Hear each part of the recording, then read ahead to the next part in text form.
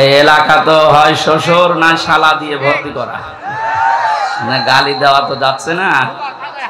বসেন ভাই, জবান যাদের আছে পড়ে না আউযু বিল্লাহি মিনাশ শাইতানির রাজিম। বিসমিল্লাহির রহমানির রহিম।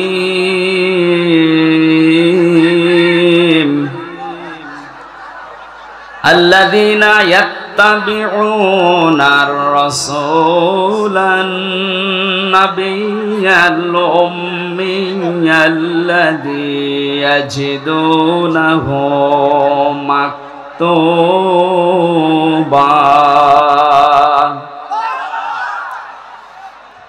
الذي يجدونه مكتوبا عندهم في التوراة والإنجيل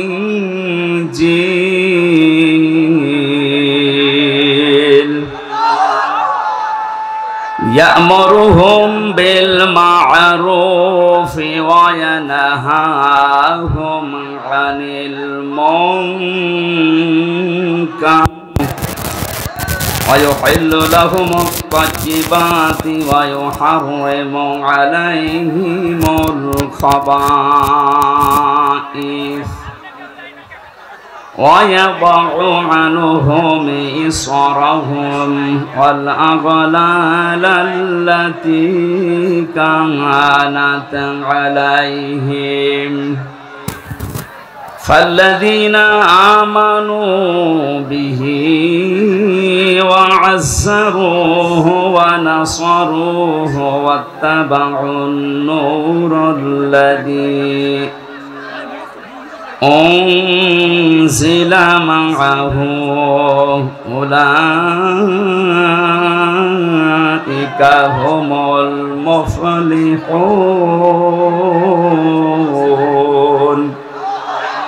صدقت يا ربنا عن أنس رضي الله عنه قال قال النبي صلى الله عليه وسلم القيس من دان نفسه وعمل لما بعد الموت والعاجز من اتبع نفسه هواها وتمنى على الله رواه الترمذي وقال تعالى في شأن رسوله إن الله وملائكته يصلون على النبي يا أيها الذين آمنوا صلوا عليه وسلموا تسليما اللهم صل على سيدنا مولانا محمد وعلى آل سيدنا مولانا জরে জরে পড়ি দরুদ ওহে মুমিন বসিয়া আমাদের দরুদ শোনেন নবীজি রওজা পাকে শুইয়া আল্লাহুম্মা সাল্লি আলা সাইয়্যিদিনা মাওলানা মুহাম্মদ وعلى آل سيدنا مولانا محمد আলহামদুলিল্লাহ। বাংলাদেশের ঐতিহ্যবাহী জেলা চুয়াডাঙ্গা জীবননগর থানার অন্তর্গত উথলি বাজার পাড়া কবরস্থান কমিটির উদ্যোগে নবম বাৎসরিক তাফসীরুল কোরআন মাহফিলের স্বনামধন্য সভাপতি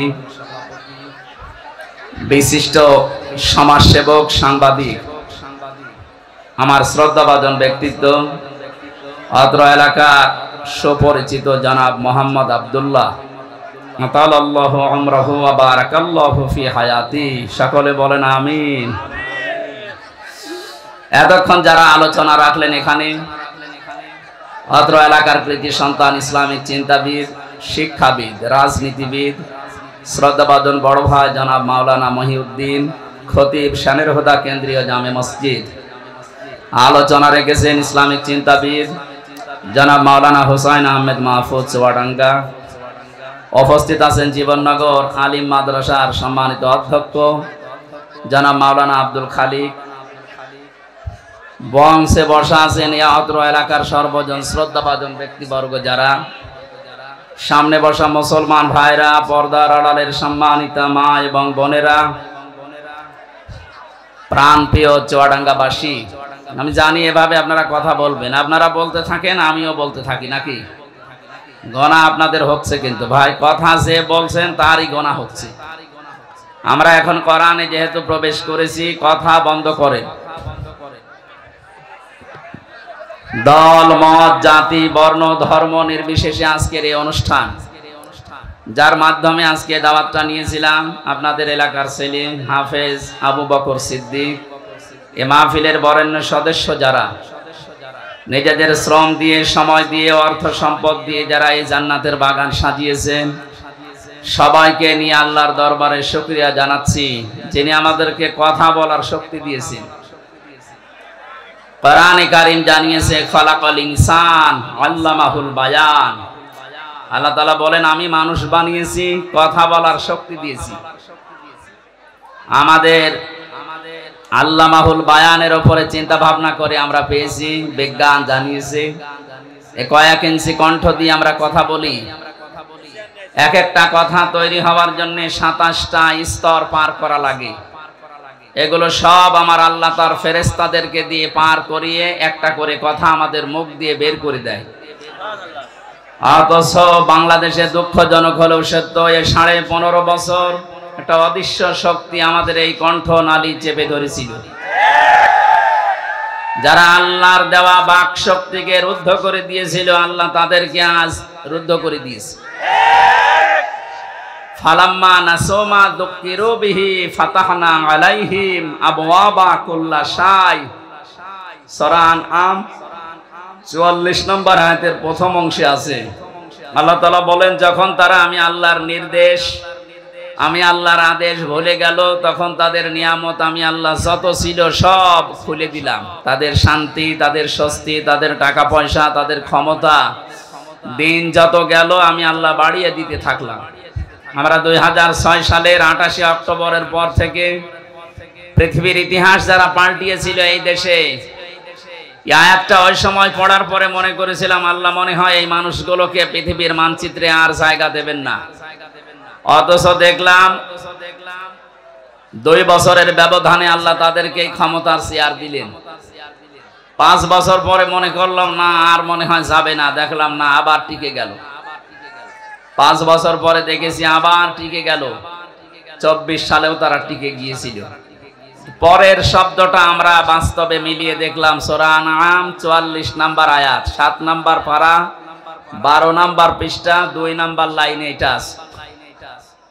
আল্লাহ পাক বলেন হাত্তা ইদা ফারিহু বিমা উতু আখাযনাহুম বাগতাতান। এই যে পৃথিবীর মানুষেরা কান খাড়া করে শোনো, এই মানুষগুলো যখন আমার দানকৃত বস্তু নিয়ে, এখানে ক্ষমতা হতে পারে, অর্থ হতে পারে, প্রভাব প্রতিপত্তি হতে পারে, এই বিষয়গুলো নিয়ে যখন এরা আনন্দে আত্মহারা হয়ে আছে, এরা আনন্দে যখন মেতে আছে, আখাযনাহুম বাগতাতান, আমি আল্লাহ হঠাৎ করে তাদেরকে ধরলাম। ও চুয়াডাঙ্গাবাসী, জালেমদেরকে ধরেন কে? এখানে ফাইল আল্লাহ নিজে কর্তা, হোম দিয়েছেন আল্লাহ, বহু বচন দিয়ে জানিয়েছেন এ পৃথিবীতে যারাই জালেম, আল্লাহর নিয়ামত পাওয়ার পরে আনন্দে যারা আত্মহারা হয়ে আল্লাহর জিকির যারা ভুলে থাকে, তাদেরকে সরাসরি আমার আল্লাহ নিজে অ্যাটাক করেন। আল্লাহ পাক বলেন আমার ধরনটা লক্ষ্য করো, আখাযনাহুম, আমি নিজে তাদেরকে ধরলাম, বাগতাতান, আকস্মিক ভাবে, ফাইদাহুম মুবলিসুন, এ মানুষগুলো হতাশ হয়ে গেল। আপনি 2024-এর 5 আগস্টের সাথে আয়াতটা মিলান, আমার মনে হয় খাপের খাপ মিলে যাবে। ওরা কিন্তু আনন্দে ছিল। জালেমেরা কোনোদিন চিন্তা করে না যে আমাদের দুপুরের খাবার খাবার সময় পাবো না। যদি এই চিন্তা করতো জীবনও রান্না করতো না। কথা বলেন না কেন?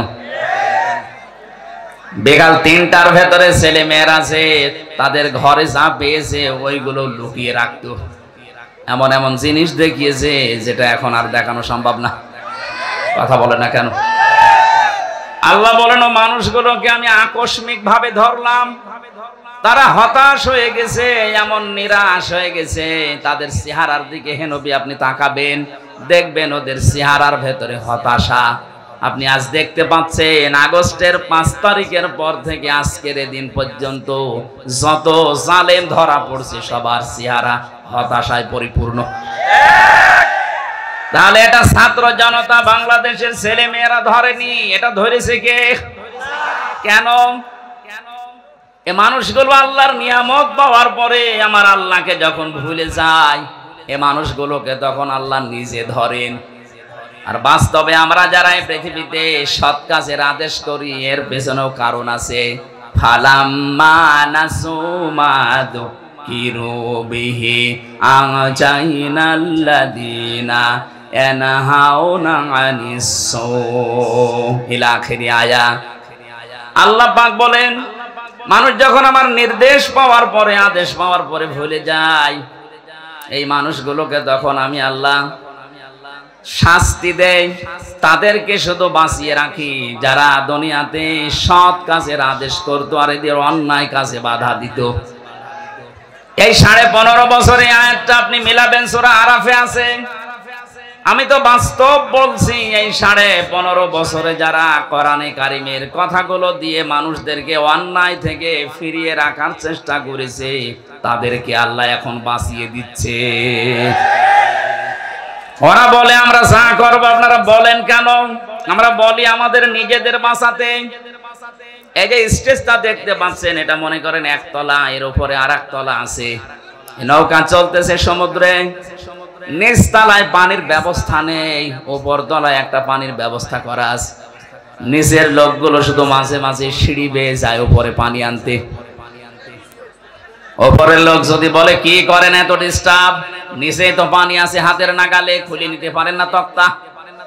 ও মানুষগুলো বিরক্ত হয়ে বলছে ঠিক আছে, জীবনে আর পানি নেওয়ার জন্য আসবো না। নিচে যখন পানি আছে দেখি হাতের নাগালে যে একটা তক্তা খুলে নিয়েছে। ওপরে আমরা যারা আছি, আমরা যদি বলি যে যা করছে করুক গা, লা ইলাহা ইল্লাল্লাহ, ওপরে যারা আছে একটাও বাঁচবে। নিচের মানুষগুলো এই বোকামি করে নিজেরা যেমন মরবে, ওপরে যারা আছে তারাও মরবে। কথা বলেন ঠিক কিনা? 15.5 বছরে আমরা নিশ্চুপ থাকতে পারতাম। আমার তো বাস্তব যতটুকু জ্ঞান আমি দেখেছি, এই 14টা দল বাদ দিয়ে বাংলাদেশে যত মানুষ আছে আমরা সব কিন্তু মাজলুম। কথা বলেন না কেন? যে দলের নাম আমি বলেন, 14 দল বাদ দিয়ে যারা আছি আমরা সব মাজলুম। আমার আয়াতের শেষের শব্দে এটা আছে, আমরা ব্যাখ্যায় যাব। আমি আমার যতটুকু লেখাপড়া আয়াতের উপরে আছে, আমার মনে হয় বাংলাদেশ আজকে একেবারে মিলে যাবে। আপনারা থাকবেন তো ঘন্টা খানিক। আল্লাহ পাক বলেন, এই মানুষগুলো যখন আমি আল্লাহর আদেশ ভুলে যাই, যে মানুষগুলো সৎ কাজের আদেশ করে আর অন্যায় কাজে বাধা দেওয়ার চেষ্টা চালায়, আযাব যখন পাঠায় তখন তাদেরকে বাঁচিয়ে দেই। আমরা এই আয়াত পড়েছি এই কারণে, জীবনের রিস্ক নিয়ে হলেও সৎ কাজের আদেশ অসতে আমরা বাধা দেই। ওপর তলায় আসি বলে বেঁচে থাকবো তা না, যা করছেন নিচে বসে বসে, এটা যদি উপর থেকে বাধা আমরা না দেই, যত আল্লাহর বড় ওলি আমরা উপরে থাকি, আপনারা ডুবলে আমরাও ডুববো। এই জন্য 56,000 বর্গ মাইলকে এমন নিরাপদ রাখতে চাই যেন নিচে কেউ নৌকার তক্তা খুলতে না পারে। আজকে একজন উপদেষ্টার নাম নিয়ে সারা বাংলাদেশ না সারা বিশ্ব থেকে ঝড় উঠেছে, তাকে বাদ দেওয়া হোক। কেন? কারণ এই লোকটার 9টা দোষ বের হয়েছে। 1 নাম্বার, সে সমকামিতা প্রমোট করে। সে চায় যে পুরুষে পুরুষে বিয়ে হোক, এটা আল্লাহর নিষিদ্ধ কাজ। এক কথা বলে না কেন? আল্লাহ পাক বলেন যুজ্জিনা লিন-নাসি হুব্বুশ শাহাওয়াতি মিনান নিসা। পৃথিবীতে আমি কয়েকটা জিনিসকে মানুষের ভেতরে আকর্ষণীয়, লোভনীয়, সুশোভিত করে দিয়েছি। তার ভেতরে এক নম্বরে নারী। মেয়েদের প্রতি পুরুষের আকর্ষণ, এটা স্বাভাবিক। তৈরি করেছেন কে? আল্লাহর এই নির্দেশকে যারা ডাইভার্ট করে এখন পুরুষে পুরুষে বিয়ে করতে চাচ্ছে, এইরকম মানুষকে যারা উপদেষ্টা বানিয়েছে এদেশের 16 কোটি মানুষ মানে না। এক কথা বলেন না কেন? আপনি বাইরের দেশেও খবর নেন, যাদের ঈমান আছে তারা এই লোককে মানতে পারে না। এটা যেহেতু শুধু তাফসীর মাহফিল না, এখানে সব দলের মতের ধর্মের লোক আছে, আমি জানি। এটা শুধুমাত্র এদেশে যারা মুসলিম দাবি করছে তাদের অনুষ্ঠান না। আপনি দেখবেন রাস্তা দিয়ে আসার সময় কত হিন্দু পর্যন্ত বউ ছেলে মেয়ে নিয়ে আসতেছে। হাদা বায়ানুল লিন্নাস হুদাল লিন্নাস। মানুষ পদবাচ্চে যারা বিবেচিত, আজকের এই অনুষ্ঠান তাদের জন্য। সুতরাং আমার সামনে এখন এই 10,000 20,000 মানুষ না, আমি 18 কোটি মানুষের দায়িত্ব নিয়ে বলছি, তাড়াতাড়ি অবিলম্বে এই শয়তানকে আপনারা বাদ দিন। তার নাম বলতে চাই, আপনারা বুঝে ফেলেছেন। এক কথা বলেন না কেন? আমরা চাই ওনাকে যেন না রাখা হয়। সবগুলো আমার বলা দরকার নেই, একটাই যেহেতু বলেছি, উনি আল্লাহর নিষিদ্ধ কাজ, নারী পুরুষের আকর্ষণ নষ্ট করে নিজের স্ত্রীকে দিয়ে পর্যন্ত সিনেমা বানিয়েছে ব্যাচেলার। আপনি দেখবেন 3rd-person সিঙ্গুলার নাম্বার, এই সমস্ত সিনেমাগুলো আমি নিজে উপন্যাসে পড়েছিলাম বিশ্ববিদ্যালয় থাকাকালীন। এখন দেখি ওইগুলো দিয়ে সিনেমা বানিয়েছে যেগুলো পরকীয়া প্রেম উস্কে দেয়। ওনার স্ত্রীকে দিয়ে সিনেমা বানিয়ে উনি মানুষের ভেতরে পরকীয়া প্রেম, এটা আল্লাহর নিষিদ্ধ কাজ। কথা বলেন না কেন? পরকীয়া প্রেম যেটা, এটা নিষিদ্ধ কাজ না। কোন হিন্দুকে বলেন, সেও মানবে না। যদিও সে আল্লাহ বিশ্বাস করে না, তারপরও সেই অবৈধ কাজ মানে না। আদার্স মুসলিম নামধারী কি সুন্দর সুন্দর শব্দ দিয়ে নাম বানিয়েছে, মোস্তফা, সরওয়ার, ফারুকি, প্রত্যেকটাই অর্থবোধক নাম। প্রথমটা আমার নবীর নাম মোস্তফা, সরওয়ার আমার নবীর নাম, ফারুকি বিশ্ব নবী মুহাম্মদ রাসূলুল্লাহর সাহাবী হযরত ওমর ফারুকের নাম। এত সুন্দর সুন্দর জিনিস দিয়ে নাম বানালেন আর কাম করছেন সব উল্টা। ফারুক মানে সত্য মিথ্যার পার্থক্যকারী, আর আপনি সত্য মিথ্যা সব মিশ্রণ ঘটিয়ে সব এক করে দিচ্ছেন। এই জন্য জীবন যতদিন আছে আমরা চাই আমরা যেন আল্লাহর আযাব এবং গজবে আপনার মতো না পড়ি। এই কারণে আমরা বাধা দেই, প্রতিবাদ করি। যদি আমাদের সামর্থ্য যতটুকু আছে এইটাও বন্ধ করে দেই, আল্লাহর কসম দাউদ নবীর জামানায় যেভাবে বানর বানিয়ে দিয়েছে আমাদেরকেও বানিয়ে দেবে। আমরা তো আমাদের বাঁচার জন্য প্রতিবাদ করছি। এই 14 দলটা বাদ দিয়ে বাকি যারা আছে আপনি তাকান, জীবনের উপরে রিস্ক নিয়ে তারা কিন্তু প্রতিবাদ করেছে, এখনো করছে। এই জন্য চাচ্ছি এ দেশটা যেন অশান্ত না হয়। এই কি করেন আপনি? হ্যাঁ, বিবেক নেই মনে হয়। কি শুরু করেছেন? কি কষ্ট হচ্ছে তো দেখতে পাচ্ছি। এইভাবে থাকেন ভাই, না এই যে এখানে কয়েকজন তুলে দিন। কোথায় যাবেন? আমি আসার সময় তো দেখলাম মানুষের কোনো জায়গা নেই। বাধা দিলে মানুষের ঝোঁক সেই দিকে বাড়ে। এটাই সেই দুনিয়া তৈরি হওয়ার পর থেকে আরম্ভ হয়েছে। 15.5 বছরে বাধা দিয়ে কি করলেন আপনি? 1 তারিখেই সব আল্লাহ উঠিয়ে দিয়েছে। সুতরাং যারা বাধা দিয়েছিলেন তাদেরকে তো আর খুঁজে পাওয়া যাচ্ছে না, তাদের খুঁজে পাওয়া যাবেও না। কারণ এই আয়াতের পরের শব্দ ফাকতি আদাবিরুল কওমিল্লাযিনা যালামু, জালেমদের গোড়া কেটে দিয়েছে কে? বলেন বলেন। ওদের গোড়া কেটে দিয়েছে। এই জন্য তো এখন নতুন নতুন ইস্যু বানাচ্ছে। কতগুলো ইস্যু তৈরি করলো 5 তারিখের পর থেকে, একটাও হালে পানি নেয়নি। এখন আবার নতুন করে আরেকটা তৈরি করছে। বিশ্বের বিভিন্ন মডেলের কাছে এখন ধর্ণা দিচ্ছে যে আমি নির্বাচিত সরকার ছিলাম, আমাকে উৎখাত করা হয়েছে। এটা ডাহা মিথ্যা কথা। এটা যদি কেউ শয়তান কেউ বলে যে 15 বছরে কি দেশে নির্বাচন হয়েছে, শয়তানও হাসবে। কথা বলে না কেন? আপনি একটা ঘোড়াকে সকালবেলা জিজ্ঞাসা করেন, ঘোড়াও বলবে একটা কথা বলবে। নির্বাচনের আগে যেখানে 154 জন হয়ে যায়, দিনের ভোট যেখানে রাতি হয়ে যায়, সেখানে আপনি এই কথা সারা বিশ্বের মানুষকে, মোড়লদেরকে শোনাচ্ছেন কি? আপনি একটা হাসি মানুষ, এত বড় মিথ্যা কথা বলেন? আমি আর নাই বললাম। সুতরাং হাসি মানুষের কথা বলা ঠিক না। আপনার কথার কারণে আজ কিন্তু আমরা কালার হয়ে যাচ্ছি বাইরের দেশে। এই যে সিঙ্গাপুর, মালয়েশিয়া, কয়েকটা দেশ ঘুরলাম, এই সমস্ত দেশে যাবার পরে দেখি ওই মানুষগুলো গালি দেয় প্রথমে। আমি মদিনা থেকে একটা গাড়ি নিয়েছিলাম আবু জেহেলের কবর দেখার জন্য। ভাড়া ঠিক করার পরে ড্রাইভারকে বললাম চলেন, উনি আমারে বলে ইয়া হাজিউল হুজ্জাত। এভাবে দামাদামি করেন, কোন দেশে বাড়ি? যে তুমি বাংলাদেশ। হারামি। হারামি মানে আপনাকে বলি না, আপনার দেশে যে দায়িত্ব আছে ওইটা যা বলেন। আপনি বলেন, আপনার সাথে আমি আরো 2 লাইন বেশি বলছি।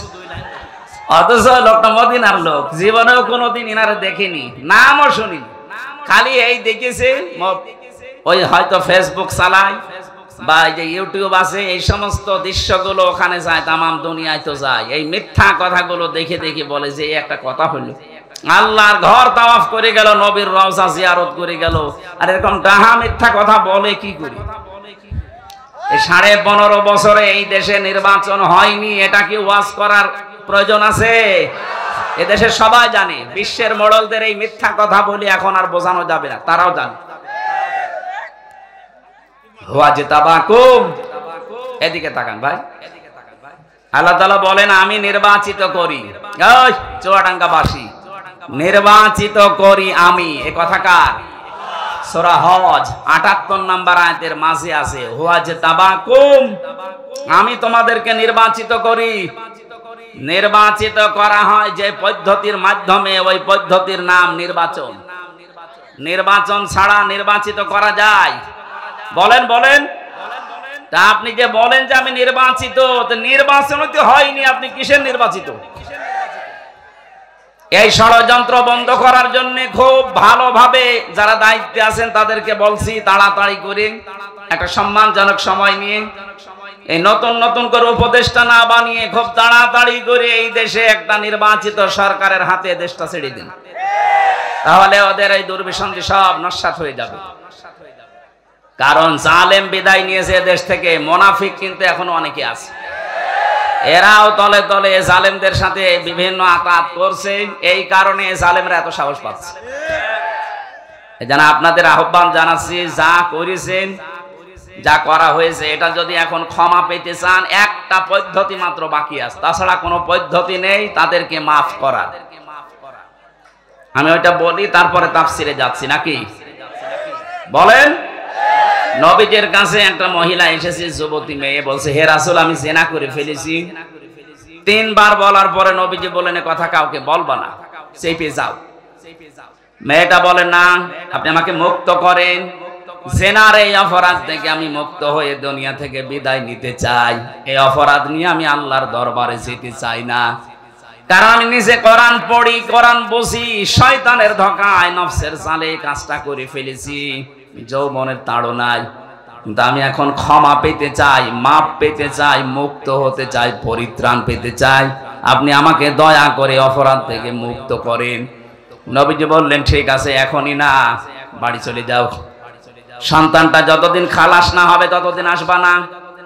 ঠিক 10 মাস 10 দিন পরে এসেছে, বলে হে রাসূল এই দেখেন আমার ছেলে। নবীজি বললেন না, এখন না, এই সন্তানের তো বাবার ঠিক নেই, এই জন্য তোমাকে 2 বছর দুধ দেওয়া লাগবে। এখানে আলেম আছে বসে, তাদেরকে বলছে সন্তানকে দুধ দেওয়া লাগবে। নবীজি মাকে বললেন কেন? সন্তানের দুধ দেওয়ার দায়িত্ব মায়ের না বাবার? না না, আপনি আন্দাজে বলেন কেন? বাবার। আলেমরা তো কিছু বলছে না, আপনি কথা বলেন কেন? সূরা বাকারা 2 নাম্বার পারা 17 নাম্বার পৃষ্ঠার 1ম নাম্বার লাইনের 232 নাম্বার আয়াতে আছে, এটা মাঝের অংশে আছে। আমি আলেমদেরকে বলছি এবার এই আয়াতটা নিয়ে লেখাপড়া করবেন, অন্তত 20টা তাফসীর মিলাবেন আধুনিক ভাবে, দেখবেন নতুন তথ্য বের হবে এখান থেকে। এতদিন আমিও জানতাম এইটা, আল্লাহ পাক বলেন ওয়াল ওয়ালিদাতু ইরদি'না আওলাদাহুন্না হাওলাইনি কামিলাইনি লিমান আরাদা আইয়ুতিম্মার রাদা। এখানে কত মাদ্রাসার আলেম ফাজেল কামিল পাশ করা লোক দেখেন, লিমান আরাদা আইয়ুতিম্মার রাদা, এটা মুযাক্কার শব্দ। দুধ পান করাও 2 বছর, এই কথা বলার পরে আল্লাহ মুযাক্কার দিলেন, মুয়ান্নাস দেয়নি। মায়ের নাম না দিয়ে বাবার নাম দিলেন কেন? সন্তানকে দুধ খাওয়ানোর খরচ, যত রকমের কষ্ট, যে টাকা পয়সা খরচ হবে, যা ব্যয় লাগবে 2 বছরে সব বাবার দায়িত্ব, মায়ের কোনো দায়িত্ব নেই। মা যদি দয়া করে পান করিয়ে দেয় আপনার উপর এটা ইহসান। কোন মা যদি বলে না আমি এটা করাবো না, 2 বছর দুধ পান করাতে পারি, 5 লাখ টাকা দেওয়া লাগবে, আপনাকে তাই দেওয়া লাগবে? আমার মনে হয় মাইকে এটা বলা ঠিক হইল না। আমার ম্যাডামও শুনতেছে। আমার এই যে 43 দিন আগে একটা মেয়ে হয়েছে, ও যদি এখন লাইভে দেখি বলে ঠিক আছে বাড়ি আসো, আমারও 5 লাখ দেওয়া লাগবে, নাই তোমার মেয়ে তুমি নাও, আমি একটা বিপদে পড়ে যাব না? থক্কু, আর বলা যাবে না। চুয়াডাঙ্গাবাসী কোরআনে কারিমের আয়াতে আমি অনেকগুলো তাফসীরের সাথে মিলিয়ে দেখেছি, নবীজি কেন ওই মেয়েটাকে বলেছিলেন যে তুমি দুধ পান করাও 2 বছর, এটা তো বাবার দায়িত্ব, নবীজি কেন অবিচার করলেন? করেছিলেন এই কারণে, কারণ তার তো বাবার ঠিক নেই। সন্তানটা যারও সন্তান ছিল না, এক কথা বলছেন না কেন? সে তো বলতে পারছে না এটা কার বাবা কোনটা, বললে তো আরেকবার অপমান হবে। আরে গোপন কথা জিজ্ঞাসা না করাই ভালো। সূরা মায়েদার ভেতরে আছে লা তাসআলু আনাশিয়া ইন তুবদা লাকুম তাসুকুম। এই আয়াতের ব্যাখ্যায় দেখবেন যে কথা বললে আপনাকে সরাসরি অপমান মনে করা হয়, এরকম কথা আপনি ওর সামনে বলবেন না, গোপনে বলবেন। বাস্তবে আমি নবীজির এই কথাকে মিলিয়ে দেখেছি, বিশ্ব নবী তাকে এই কারণে বলেন নাই, বললেন ঠিক আছে দুধ পান করাও 2 বছর। 2 বছর পরে এসেছে শক্ত একটা খাবার নিয়ে, নবীজি বললেন ছেলেটা এক সাহাবীর আন্ডারে দিয়ে দাও, মেয়েটাকে বুক পর্যন্ত মাটির ভেতরে গেড়ে দাও, পাথর নিক্ষেপ করো। হযরতে খালিদ ইবনে ওয়ালিদ বলেন আমি এত জোরে একটা পাথর নিক্ষেপ করলাম, দেখি নাক দিয়ে ফেটে রক্ত বের হয়ে আমার শরীরে লেগেছে। ভৎসনা দিলাম, রাগ করলাম, গালি দিলাম, অপমান বোধ হলো আমার কাছে, যেরকম একটা নাপাক মহিলার রক্ত আমার শরীরে। নবীজির কানে কথাটা যাবার পরে বিশ্ব নবী বললেন খালিদ থামো, এ কথা বলবা না, আমি নবী তুমি নবী না, আমি যা দেখি তুমি দেখতে পাও না, আমি যা শুনি তুমি শুনতেও পাও না, আমি যা জানি তুমি জানো না। আমাকে জিবরাইল এই কথাই জানিয়েছে এই মহিলার যে আকাঙ্ক্ষা আকুতি, এই মহিলার যে অনুশোচনা, যে তাওবা, যে কাজটা সে দুনিয়ায় করে গেল, এটা আল্লাহর এত বেশি পছন্দ হয়েছে, দুনিয়াতে কোন জালেমও যদি এইভাবে তওবা করে আল্লাহ তাকেও মাফ করে দেবেন।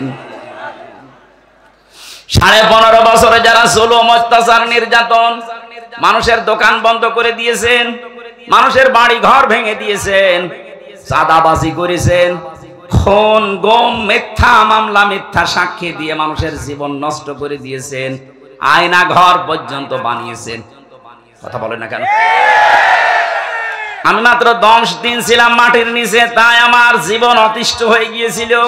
অথচ আমি দেখেছি ওখানে কেউ 8 বছর 10 বছর 14 বছর পর্যন্ত আছে। এই যে এত বড় বড় নখ হয়ে গেছে, চুল দাড়ি গপ মনে হচ্ছে জঙ্গল থেকে বেরিয়ে এসেছে। আমার 10 দিনের পেছনে এই মাজার এত ব্যথা, এখনো পর্যন্ত 60 হয়ে বসলে আমারও ব্যথা যায় না। মুফতি ফখরুল আমার সাথে ছিল, আমাকে বলছিল ভাই আপনার সাথে কি করা হয়েছে আমি জানি না, আমার এই পায়ের ভেতর দিয়ে হাত দিয়েছিল, এইভাবে হাত দিয়ে সামনে যে লোহার ব্যারিকেড এই জায়গায় টাঙিয়ে দিয়েছে, এরপরে দিয়েছে ওই জায়গায় হ্যান্ডকাফ লাগিয়ে।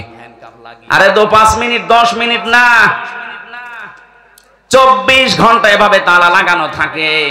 1.5 মিনিট থেকে 2 মিনিট সময় দেয় টয়লেট করার জন্য।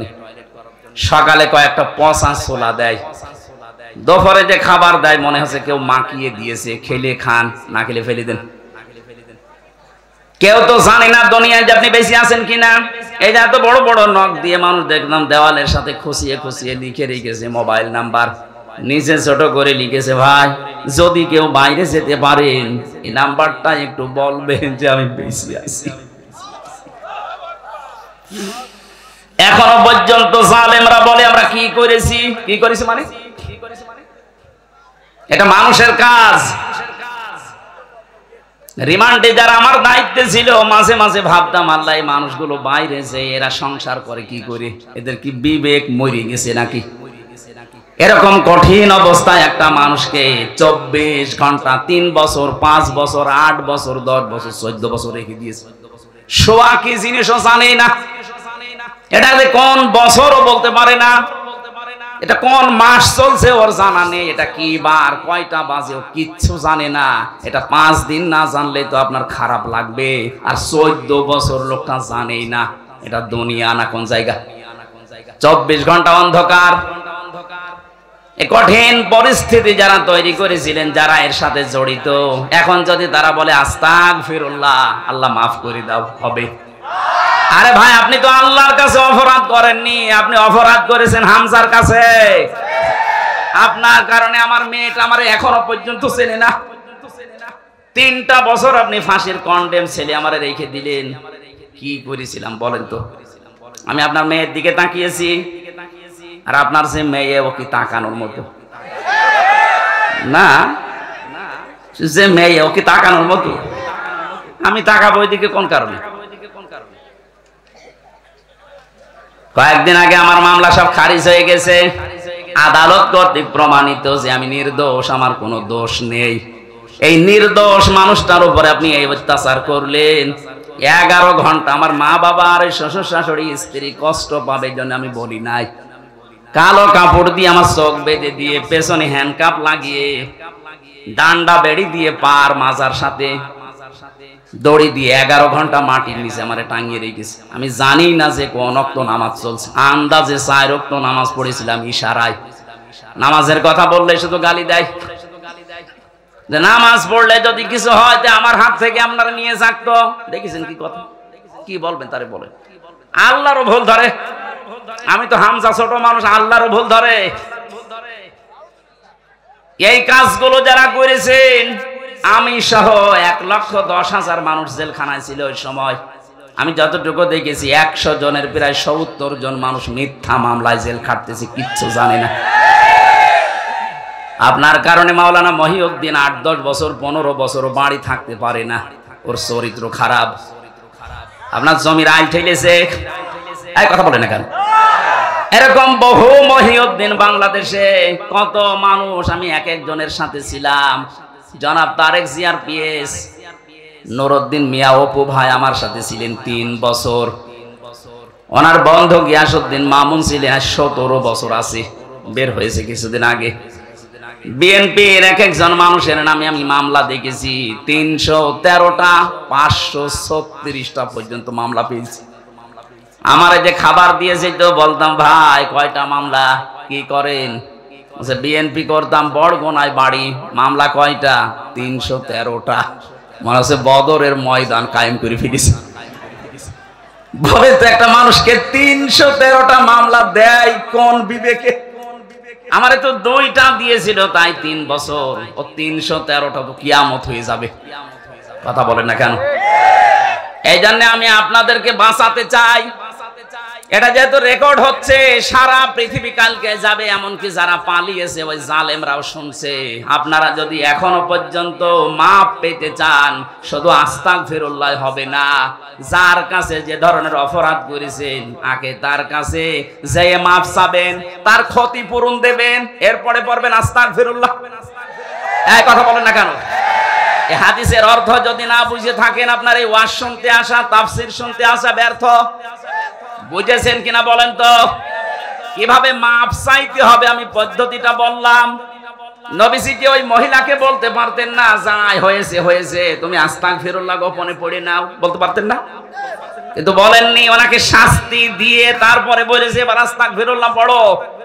আজ আপনারা 15.5 বছরে যা করেছেন, পৃথিবীর ইতিহাস পাল্টিয়ে ফেলেছেন। সুতরাং এখন শুধু আস্তাগফিরুল্লাহ পড়লেই হবে না, আপনাকে ফিরে আসার জন্য যার কাছে অপরাধ করেছেন তার কাছে স্বীকার করা লাগবে। এবং স্বীকার করলেই হবে না, 15.5 বছরে তার যে ক্ষতি করেছেন ওই ক্ষতিপূরণ দেওয়া লাগবে। আপনার কারণে বহু মানুষ ব্যবসা করতে পারে নাই, চাকরি পায় নাই, এই কথা বলেন এখানে। মিথ্যা মামলায় ঝুলে ঝুলে জীবনটা নষ্ট করে ফেলেছে। কেউ আম বাগানে, কেউ বাঁশ বাগানে, কেউ ধানের খেতে শুয়ে শুয়ে রাত কাটিয়েছে বছরের পরে বছর। এত কিছু করার পরে আপনি এখন আস্তাগফিরুল্লাহ পড়বেন আর আল্লাহ আপনাকে মাফ করে দেবে, কি ইয়ার কি নাকি? আশা করছে আপনি হাদিসের অর্থ বুঝে ফেলেছেন এবং যারা শুনছে ওই জালেমরাও বুঝেছে। বাঁচতে যদি চান এই মহিলার মতো তাওবা করেন। এবার আমি একটা তথ্য বলছি, সূরা ফুরকান 68 নাম্বার আয়াত। এই পৃথিবীতে 3টা অপরাধের সাথে যারা জড়িত থাকবে এই মানুষগুলোর শাস্তি হবে ডবল। কয়টা? আরো জোরে বলেন। এটা কিন্তু ক্লাস চলছে, ক্লাসে যদিও এভাবে কথাবার্তা হয় না, আপনারা বেশি বলছেন। ক্লাসের মতো জবাব দেবেন। 3টা অপরাধ করলে শাস্তি দেবে কয়টা? ডবল। জোরে বলেন কয়টা? এখন আপনি দেখেন তো এই 3 অপরাধ আপনার ভেতরে আছে কিনা। ওয়াল্লাযীনা লা ইয়াদউনা মা'আল্লাহি ইলাহান আখারা। আল্লাহ পাক বলেন যারা আমি আল্লাহর সাথে অন্য কাউকে ডাকে, এই যে মা'আল্লাহ, আল্লাহর সাথে অন্য কাউকে যারা ডাকে, এটা বাংলাদেশ, ভারত আর পাকিস্তানে বেশি। আমরা এই দেশগুলোতে আল্লাহকে ডাকি না তা না, আল্লাহর জিকিরও চলছে, কিছুক্ষণ পরে দেখি আল্লাহর পাশাপাশি অন্য কাউকে ডাক দেয়। ইয়া আলী বাবা, শাহ আলী বাবা, কেল্লা বাবা, ফতে বাবা বলছে। কথা বলছে না কেন? সে যেই করুক সে যেন শুধরে নেয়। আল্লাহর সাথে অন্য কাউকে ডাকা, আরো জোরে বলেন, আরো জোরে বলেন। এমনকি আল্লাহর নামকে কেউ এলহাদ করতে পারবেন না, পরিবর্তন করে ফেলবেন না। ওয়াদারুল্লাযীনা ইলহাদুনা ফি আসমাই, সূরা আরাফ 9 নাম্বার পারা 13 নাম্বার পৃষ্ঠা 4 নাম্বার লাইনের 180 নাম্বার আয়াতের মাঝে আছে। আল্লাহ পাক বলেন আমার নামকে তোমরা এলহাদ করবা না, উলট পালট করবা না, ছোট বড় করবা না। আজ যারা কালেমাকে লা ইলাহা ইল্লাল্লাহ পুরা কালেমা না পড়ে শুধু হালকা লা ইলাহা হবে, বলেন বলেন, শুধু ইল্লাল্লাহ ইল্লাল্লাহ হবে, আপনাকে পরিপূর্ণ করা লাগবে। তাম্মাত কালিমাতু রাব্বিকা সিদকাও ওয়া আদলা। আল্লাহ বলেন আমার কালামটা পরিপূর্ণ করে দিয়েছি। আপনি কোথায় পেয়েছেন যে শুধু লা ইলাহা বলা লাগবে? এই জন্য আল্লাহর নামকে কেউ যদি এলহাদ করে, পরিবর্তন করে ফেলে, আল্লাহ বলেন তাদের সাথে তোমরা ডাকবা না আমাকে। এরপরেও যদি বলেন আমার বাবা বলেছে, যান বাবার সাথে জাহান্নামে যান। এর চাইতে শক্ত কথা আমার জানা নেই। আমি আপনার বিবেকের উপরে কড়া নাড়লাম, এরপরও যদি কারো বিবেকে কাজ না করে জানতে হবে ওর বিবেকের উপরে কুকুরে প্রসাদ করিস। ও বলছে ঠিক। তাহলে আজকে থেকে সিদ্ধান্ত নিয়ে যাবেন এই মাহফিলে এসে আল্লাহর সাথে অন্য কাউকে আমি আর ডাকবো না, এমনকি রাসূলুল্লাহকে না। রাসূলুল্লাহর নামে জিকির করা জায়েজ নেই। যারা না বলছে ইয়া রাসূলুল্লাহ ইয়া রাসূলুল্লাহ জিকির করেন, আপনি শিরক করছেন। জিকির হবে কার নামে? দরুদ হবে রাসূলুল্লাহর নামে। সোহেল চৌধুরী নায়ক, নাম শোনেননি? এই লোকটা হত্যার মামলার যে আসামি ছিল মামুন ইমন, এনে আমার সাথে ছিল, মাঝে মাঝে আসতো, ভেতরও এরকম মস্তা। ও দেখতাম ফজরের আগে আমরা যখন তাহাজ্জুদ পড়তে উঠি ওই সময়, এখন বের হয়েছে 25 বছর পরে বের হলো, ওই সময় দেখেছি উনি জিকির করছে উঠে ইয়া রাসূলুল্লাহ ইয়া রাসূলুল্লাহ। কি গো? একদিন বললাম ভাই আপনি এই জিকির করেন মানে? মহাব্বতে না, এটা মহাব্বতের জিকির না, আপনি শিরিক করছেন। এই আয়াত দিয়ে তাকে আমি বুঝিয়েছিলাম আল্লাযীনা লা ইয়াদউনা মা'আল্লাহি ইলাহান আখার। আল্লাহ পাক সাথে ডাকছেন, আল্লাহর সাথে সাথে আপনি অন্য কাউকে ডাকতে পারবেন না। ওর পরে দেখলাম তার কয়েকদিনের ভেতরে এই জিকির বাদ দিয়ে আল্লাহর 99টা নামও মুখস্থ করে ফেলেছে। তখন পাঁচে মাসায় জিকির করতো, এই যে ইয়া রহমান ও ইয়া রহিম ও ইয়া গফফার, হ্যাঁ এটা করে। ওয়ালিল্লাহিল আসমাউল হুসনা ফাদউহু বিহা। আমি আল্লাহর অনেক সুন্দর সুন্দর নাম আছে, যে নামে পারো আমাকে ডাকো, কিন্তু সাবধান আমার নামকে উলট পালট করবা না।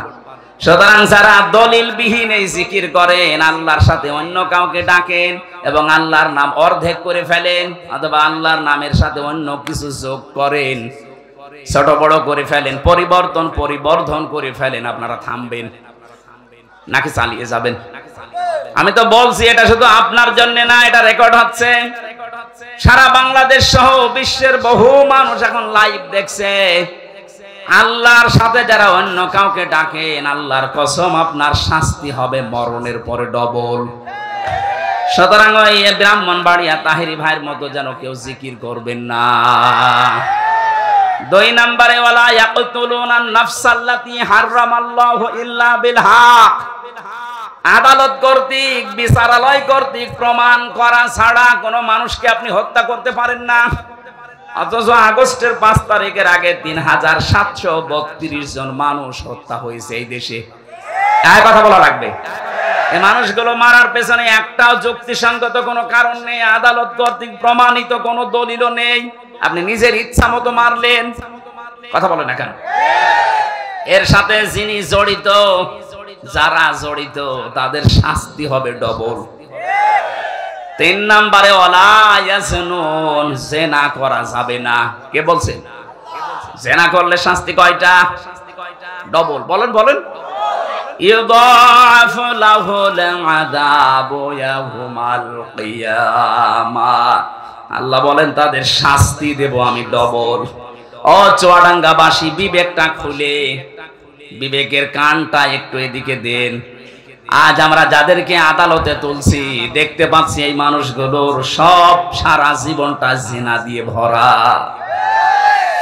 এতদিন পর্যন্ত যাদের নামে মিথ্যা মামলা দিয়ে জেনার তহমত দিয়ে জেলে আটক করেছিল, ফাঁসি দিয়েছিল, ওই মানুষগুলোর জীবন পবিত্র। এক কথা বলে না কেন? আপনি তাকান, যাদের বিরুদ্ধে জেনার তহমত দিয়েছিল, ব্যভিচারের দোষ দিয়েছিল, তারা কিন্তু এখন বেকসুর খালাস পেয়ে গেছে, তারা মুক্ত। আদালত কর্তৃক প্রমাণ হচ্ছে তাদের ওই অপরাধের সাথে যুক্ত তারা না, রাজনৈতিক প্রতিহিংসার কারণে তারা এটার শিকার। কিন্তু এখন যাদেরকে দেওয়া হচ্ছে, এদের সব ভিডিও ক্লিপ আছে। এই কথা বলেন না কেন? কালকে আমি জামালপুরে ছিলাম, জেলা জামালপুর, ওই যে টাকলা মুরাদ, 6 মিনিট 32 সেকেন্ডের একটা অডিও ক্লিপ ফাঁস হয়ে গিয়েছিল। এই কারণে তার মন্ত্রিত্ব শেষ, তার এমপিগিরি শেষ, বাকি আরটা বললাম না। অথচ এখন যারা আছে দেখেন, প্রত্যেকের 8 মিনিট 10 মিনিট 1 ঘন্টা পর্যন্ত এদের চরিত্র কোথায় সব ভিডিওই দেখা যাচ্ছে। জেনা করলে শাস্তি ডবল হয়, আর এদের পুরাটা জীবনই জেনা। দরবেশ বাবা পর্যন্ত অন্যের স্ত্রী নিয়ে এসে আল্লাহর রাস্তায় চালাচ্ছে। বলেন আপনি কাকে বিশ্বাস করবেন? আর বাকি দরবেশের যদি এই হাল, বাকি তো সব আল্লাহর রাস্তায় চলে গেছে। এই জন্য জেনার ধারে কাছে যাওয়া পর্যন্ত নিষেধ। আর এগুলো লাইসেন্স শুরু করেছিল আল্লাহ, এই কারণে এইভাবে শক্ত করে ধরেছে। তাহলে এই মহিলার উদাহরণ দিলাম আমি হাদিস দিয়ে, এই কারণে আজ হাজারো মানুষ মনে করছে যা করেছি, অন্তত এখন কিছু মানুষ যারা আত্মীয় স্বজন আছে এদের সাথে মিলে মিশে আস্তাগফিরুল্লাহ পড়েনি, না আপনার মাফ হবে না। আপনি ধরা তো খাবেনই, যদি মাফ পেতে চান এই মহিলার মতো তওবা করেন। এই 15.5 বছরে যাদের ক্ষতি করেছেন তাদের ক্ষতিপূরণ দেবেন, তাদের কাছে মাফ চাবেন। তারা যদি মন থেকে বলে ঠিক আছে যা মাফ করে দিলাম, এবার আপনি আস্তাগফিরুল্লাহ পড়বেন। আমার এই কথার অর্থ বুঝেছেন কারা? তারা শুধু হাত তোলেন তো। হ্যাঁ আন্দাজে না, আমি কিন্তু জিজ্ঞাসা করব। এবার হাত অনেক নেমে গেছে। আলহামদুলিল্লাহ, আজকের মাহফিল সাকসেস। আল্লাহ আমাদের তৌফিক দিন কোরআনে কারিমের আয়াতগুলো বোঝার। বলেন আমিন। দ্বিতীয় নাম্বার, আমরা যারা এখানে এসেছি তাফসীরুল কোরআন মাহফিলে তাফসীর শোনার জন্য, সূরা আরাফ 206টা আয়াত ছিল, একটা মাত্র আয়াত পড়েছি, 157 নাম্বার আয়াত। আমাকে আল্লাহ যতটুকু জ্ঞান দিয়েছে আয়াতের উপরে, আমি যতটুকু স্টাডি, যতটুকু লেখাপড়া করেছি, আমি সেই আকারে কথা বলার চেষ্টা চালাচ্ছি।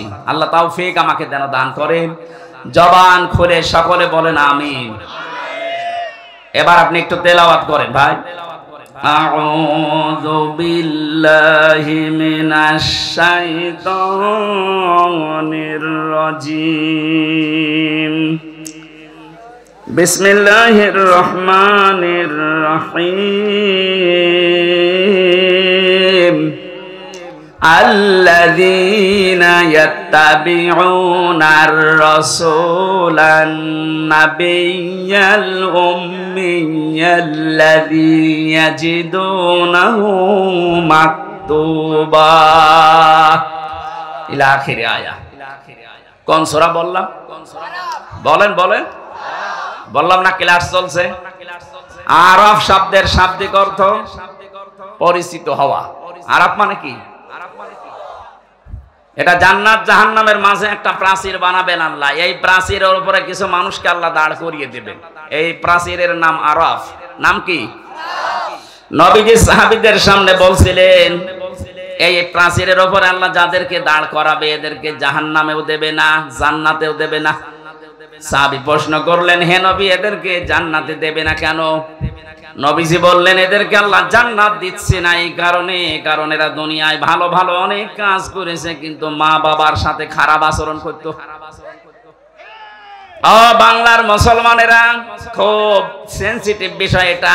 আপনি যত ইবাদত বন্দেগী করেন, বৈধ কোনো কারণে যদি মা বাবা অসন্তুষ্ট হয়ে থাকে, আপনি কিন্তু ওই প্রাচীরের উপরে দাঁড়িয়ে থাকবেন। কথা বলেন না কেন? কয়েকদিন আগে আমি নীলফামারী কিশোরগঞ্জ গিয়েছিলাম। ওখানে একটা বৃদ্ধাশ্রমে নিয়ে গেল দেখার জন্যে। যে দেখে কিছু মার বাবা এই লাইনে বসে আছে, প্রায় 40 জনের মতো।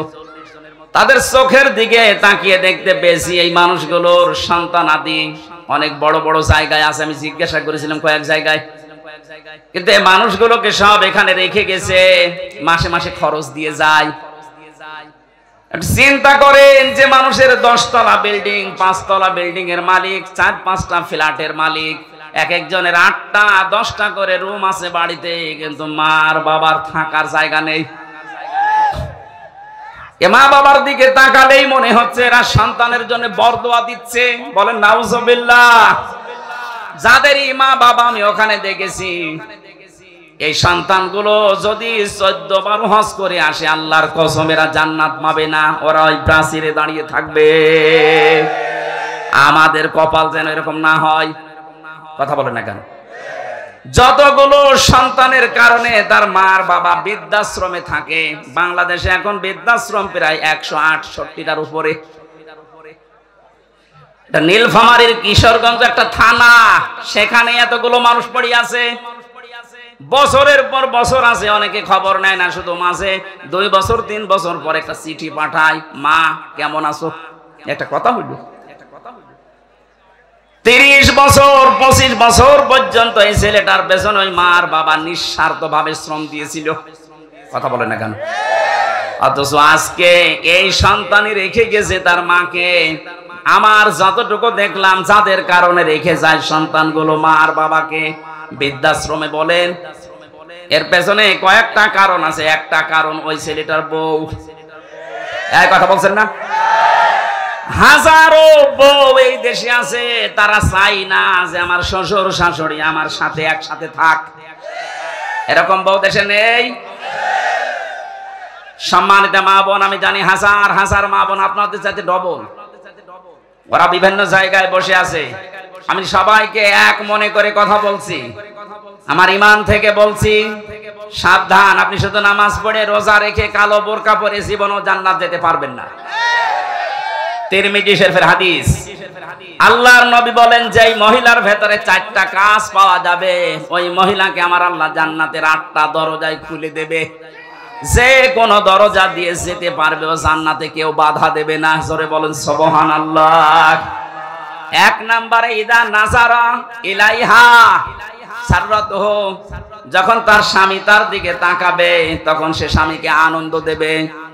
ওয়াইদা গাবা আনহা হাফিজাতুহু, যখন স্বামী থাকবে না বাইরে চলে যাবে, তখন নিজের পরিবারে পরিবেশে নিজের ইজ্জত আবরু, নিজের স্বামীর সম্পদ আর সন্তানকে হেফাজতে রাখবে। এটা আজ 100 জনের প্রায় 95টা মহিলা ঠিক রাখতে পারছে না। স্বামী বাইরে চলে গেলেও দিন পায়। কথা বলেন না কেন? ফাতেমাতুজ জোহরার সাথে যেই মহিলা জান্নাত যাবে, জামিলা, তার জীবনী পড়েছি। তাকে আল্লাহ জান্নাত দেওয়ার পেছনে দুইটা কারণ। এক নাম্বার, এসে স্বামীর অনুমতি ছাড়া কোনোদিন বাইরে যায়নি, কারো সাথে দেখাও করেনি। আর হাজারো মেয়ে লোক স্বামী বাইরে চলে গেলেও মনে হচ্ছে যে জান্নাত পেয়ে গেছে। স্বামীর সম্পদ গুলো তার অনুমতি ছাড়া দান করা জায়েজ নেই, আর আল্লাহর রাস্তায় চুরি করে। কথা বলে না কেন? স্বামী বাইরে গেলে আপনার সন্তান, আপনার শরীর, ইজ্জত, সম্ভ্রম, এগুলো সব হেফাজতে রাখা লাগবে। জান্নাতের দরজা এই কারণে খোলা থাকবে। 3 নম্বরে এইটাই আসল, ভালো করে শোনেন। নবীজি বলেন, তুইনু আলা দীনি যাওজাতিহা, যে মহিলা তার স্বামীকে দ্বীনের উপরে চলতে সাহায্য করে, দ্বীনের প্রচারে গেছে, দ্বীন কায়েমের জন্য কাজ করছে, এই মহিলার কষ্ট হলেও স্বামীকে সাহায্য করবে, উৎসাহ দেবে, পেছন থেকে আরো সাহায্যের হাত বাড়াবে। কিন্তু হাজারো মহিলা এটা করে তো না, আরো বাধা দেয়। এই কথা বলছে না কেন? সম্মানিত মা বোনেরা, শুধু নামাজ পড়ে রোজা রেখে আপনি জান্নাত যাবেন কখনোই না। অতঈনু আলা দীনি যাওজাতিহা, আপনার স্বামীকে দ্বীনের কাজে চলার জন্য, দ্বীনের পথে চলার জন্য যতটুকু সামর্থ্য আছে সাহায্য করবেন, উৎসাহ দেবেন, এগিয়ে দেবেন। হযরতে খাদিজাতুল কুবরা রাদিয়াল্লাহু তাআলা আনহা, আল্লাহ তাকে সালাম দিয়েছিলেন। পৃথিবীতে 2 জন মহিলার জীবনী পেয়েছি, আল্লাহ নিজে সালাম পাঠিয়েছেন। একজন হযরতে আসিয়া, 2 নম্বরে হযরতে খাদিজা। আসিয়াকে আল্লাহ সালাম দিয়েছিলেন তার স্বামীর অত্যাচারের কারণে, খাদিজাকে আল্লাহ সালাম দিয়েছিলেন তার স্বামীর ভালোবাসার কারণে। জোরে বলেন আল্লাহু আকবার। খাদিজাকে আল্লাহ সালাম পাঠালেন তার স্বামীর মহব্বত, ভালোবাসার কারণে। নবীজি বলেন, আমি যত রাতে আসি, যতবার আসি, খাদিজাকে কোনোদিন আমি ঘুমন্ত অবস্থায় পাইনি। যখনই এসেছি শুধু একটা বার ডাক দিয়েছি, সঙ্গে সঙ্গে খাদিজা আমার জন্য দরজা খুলে দিয়েছে। জিজ্ঞাসা করতাম, কেন এ কাজ করো, ঘুমাতে পারো না? খাদিজা আমাকে প্রতিবার শুনিয়েছে, স্বামী আমার, আমি জানি আপনি দ্বীনের কাছে বাইরে থাকেন, দ্বীনের প্রসারে, দ্বীনের প্রসারের জন্য আপনার পেছনে 24 ঘন্টা মানুষ লেগে আছে, কখন কোন ক্ষতি হয়ে যায় এই টেনশনে আমার তো ঘুম আসে না। আপনি যখন আসবেন পরিশ্রান্ত ক্লান্ত শরীর নিয়ে, আপনি বারবার ডাকবেন, আমি যদি আরামে ঘুমিয়ে থাকি উঠতে দেরি হয়ে যাবে, বেয়াদবি হতে পারে। এই কারণে যতক্ষণ না আসেন ততক্ষণ পর্যন্ত ঘুম লাগলো আমি বিছানায় না ঘুমিয়ে দরজার সাথে হেলান দিয়ে ঘুমাই। স্বামীর এই মহাব্বত দেখে আমার আল্লাহ তাকে সালাম পাঠিয়েছিলেন দুনিয়ায়। আর আমরা স্বামীর সাথে এমন আচরণ করি, সালাম তো দূরের কথা, আল্লাহ গজব পাঠায়। কথা বলেন না কেন? বিশ্ব নবী এত বেশি পরামর্শ দিয়েছিলেন তার মেয়ে ফাতেমাকে, ডাক দিয়ে বলতেন, মা, 4টা মেয়ের ভেতরে তোমাকে সবচাইতে বেশি ভালোবাসি আমি। এতদিন আমার বাড়িতে ছিলে, যত কিছু মনে লেগেছে, কাজকর্ম তুমি করতে পেরেছো, আজকে একটা নতুন পৃথিবীতে তোমারে পাঠালাম আলীর কাছে। সাবধান, শরীয়ত সম্মত কোন বিধান নিয়ে আমার জামাইয়ের সাথে বার্গেনিং করবা না। শরীয়তের ভেতরে থেকে যদি আমার জামাই হযরতে আলী কোন বিষয়ে তোমার উপরে মন খারাপ করে, এই অবস্থায় যদি তোমার মরণ হয়ে যায়, আমি নবী হয়ে বলছি তোমার জানাজায় বাবা হয়েও যাব না। আজ বাংলার বাবাগুলো যদি এইভাবে সতর্ক করতো, বাংলাদেশে ডিভোর্স হইতো না, সংসারে তালাক পড়তো না। কথা বলেন না কেন? আপনার মেয়েটাও দুনিয়ায় জান্নাতের একটা পরিবেশ পেত। আপনি নিজের পরিবার যেমন জাহান্নাম বানিয়ে রেখেছেন, আপনার মেয়েটার পরিবারও জাহান্নাম বানিয়ে দিচ্ছেন। আপনি আদর্শ বাবা না, আপনাকে বাবা হওয়া লাগবে মুহাম্মদুর রাসূলুল্লাহর মতো। আমার কথা ছিল, আপনার স্বামী যতক্ষণ বাইরে থাকবে দ্বীনের কাজে, মানবতার কাজে, আপনাকে সাহায্য করা লাগবে, তাকে সহযোগিতা করা লাগবে, উৎসাহ দেওয়া লাগবে। আপনি যদি বাধার কারণ হয়ে দাঁড়ান, জান্নাত আপনার জন্য ব্যারিকেড হয়ে দাঁড়াবে। 4 নম্বরে বেশি স্বামী যা আদেশ করে ওটা যদি জায়েজ হয়, স্বামী যেটা চায় ওটা যদি জায়েজ হয়, স্বামী যেটা পছন্দ করে ওটা যদি জায়েজ হয়, আপনার জীবন থাকতে ওটা মানা লাগবে। এই চারটা কারণ পেয়েছি আমি তিরমিজি শরীফে। এখানে যত মহিলা এসেছে 5 ওয়াক্ত নামাজ আর রমজানের রোজার পাশাপাশি আমার আল্লাহ এই চারটা কাজ তাদেরকে করার তৌফিক দেন, বলেন আমিন। জীবননগরবাসী আরাফ নামক স্থানে মা বাবার সাথে বিয়াদবি করার কারণে আপনি দাঁড়িয়ে আছেন। নবীজি বলেন এরা জাহান্নামেও যাচ্ছে না। সাহাবী বললেন কেন? নবীজি বলেন এই মানুষগুলো আর যাই করুক না কেন দুনিয়াতে এরা ইসলামী আন্দোলন করত, ইসলাম কায়েম করার জন্য এরা চেষ্টা চালাতো। এই দুনিয়াতে ইসলাম কায়েম হোক এজন্য সর্বাত্মক চেষ্টা চালিয়েছে। কায়েম হয়নি ওর দোষ নেই, ও তো চেষ্টা করেছে। এই জন্য ওকে আমি আল্লাহ জাহান্নামে দেব না। সূরা সফ 10 নম্বর আয়াতের দলিল আছে। এটা থেকে প্রমাণ পাওয়া যায় যারা দিন কায়েমের জন্য চেষ্টা চালাবে তাদের আর যাই হোক জাহান্নামে যাওয়া লাগবে না। কিন্তু অশনি সংকেত এইটা হাদিসের শেষে কিন্তু আর বলা নেই যে কোথায় যাবে। বলেন তো আপনি জাহান্নামে গেলেন না, জান্নাতও যেতে পারলেন না। আরাফ নামক এই প্রাচীরের উপরে যদি আমরা কেউ দাঁড় হয়ে পড়ি, আমাদের মতো কপাল খারাপ কারো আছে? এটা যা করবেন চিন্তা ভাবনা করে। আল্লাহ পাক এই সূরার ভেতরে একটা আয়াতে ঘোষণা দিচ্ছেন, আল্লাযীনা ইয়াত্তাবিউনার রাসূলা। এই আয়াতের ভেতরে আমি 13টা কাজ পেয়েছি, একটু খেয়াল করে শুনবেন। কাজ আছে এর ভেতরে 13টা। 6টা কাজ। 1 নম্বরে আছে পরিচিতি, 2 নম্বরে আছে সকল ন্যায় এবং অন্যায়ের আদেশ আর নিষেধ, 3 নম্বরে পবিত্র বস্তু হালাল করা, 4 নম্বরে অপবিত্র বস্তুগুলো হারাম করা, 5 নম্বরে বোঝা চাপানো বোঝা এবং বন্ধন যেটা সেটা থেকে আল্লাহ মুক্ত করে দেওয়া, 6 নম্বরে উৎকর্ষ সাধন করা মানব জীবনের। এই যে 6টার পরে আমার আল্লাহ এই আয়াতের শেষের দিকে জানিয়েছেন যে নবী আর রাসূল তোমাদেরকে পাঠালাম, তার দায়িত্ব ছিল দুনিয়ায় 3টা। তোমাদেরকে কিয়ামত পর্যন্ত এই 3টা দায়িত্ব পালন করা লাগবে। তার প্রতি ঈমান আনতে হবে, সম্মান করা লাগবে, সাহায্য করা লাগবে, সহানুভূতি দেখানো লাগবে। তার প্রতি যে আলো আমি পাঠিয়েছি তার মানে কোরআন শরীফ, এইটার উপরে অনুসরণের মাধ্যমে জীবন চালাতে হবে। শেষের শব্দ হচ্ছে উলাইকা হুমুল মুফলিহুন, এরা সফল কাম। এবার আসেন আমরা আয়াতের ব্যাখ্যায় যাই। 1 নম্বরে আল্লাযীনা ইয়াত্তাবিউনার রাসূলা, যারা অনুসরণ করছে করবে। ইয়াত্তাবিউনা এটা মুজারে, বর্তমান ভবিষ্যৎ প্রেজেন্ট ফিউচার। যারা অনুসরণ করছে এবং করবে কার? রাসূল, নবী, উম্মি, 3টা পরিচয় দিয়েছেন। এই একটু খেয়াল করে শোনা লাগবে এটা। আল্লাহ পাক যার অনুসরণ করার জন্য আমাদের সবাইকে আদেশ দিচ্ছে, তার পরিচয় কয়টা বললাম? 3টা। আরো জোরে বলেন কয়টা?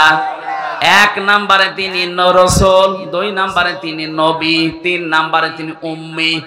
এখন রাসূল কাকে বলে, নবী কাকে বলে, উম্মি কাকে বলে? আমার আয়াতের মূল শব্দের তাফসীর করার নিয়ত ছিল ইয়ামুরুহুম বিল মারুফ ওয়া ইয়ানহাহুম আনিল মুনকার, এই 2টা শব্দে। বাকিগুলো আপনারা তাফসীরে ফি জিলালিল কোরআন, ইবনে কাসির, মারিফুল কোরআন আর তাফসীর হাক্কানি, এই 4টা তাফসীরে থেকে আমার আজকের আলোচনা। এগুলো একটু দেখে নিয়েন, আরো বিস্তারিত জ্ঞান পাবেন। এমন রাসূলের পরিচয় দিয়ে আল্লাহ অনুসরণ করার কথা বললেন, তার প্রথম পরিচয় তিনি মুহাম্মদ ইবনে আব্দুল্লাহ না, তিনি রাসূল।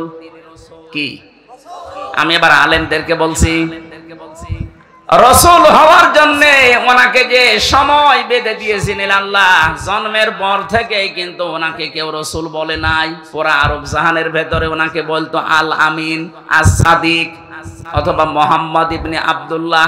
কথা বলে না কেন? 1 থেকে 40 বছর কেউ পুরা আরব জাহানে রাসূল বলেছে? বলেন কখন বলেছে?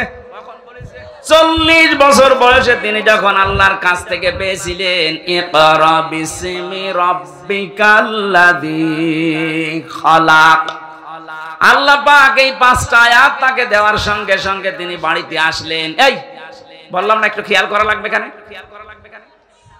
বাড়িতে আসার পরেই বললেন জাম্মিলুনি জাম্মিলুনি ইয়া খাদিজা, আমাকে ঢেকে দাও, আমি ভয় পেয়েছি। হযরতে খাদিজা ওই দিন তাকে 5টা কথা শুনিয়েছিলেন। পৃথিবীর কোন স্ত্রী যদি স্বামীকে এই 5টা কথা বলতে পারে, সে স্বামী যেন বিশ্বাস করে সে হক পথে আছে। আর যদি মনে করেন না স্ত্রীর পক্ষ থেকে 5টা কথা আসে না, আপনি যত বড় আল্লাহর ওলি দাবি করেন, আপনি বুঝবেন আপনি ভ্রান্ত পথে আছেন।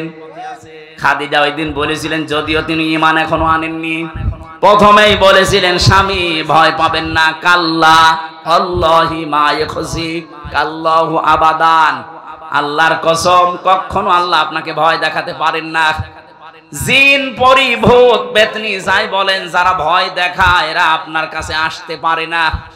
কারণ কি, ইন্নাকা লা তাসিলুর রহিমা, আপনি আত্মীয়তার সম্পর্ক ঠিক রাখেন।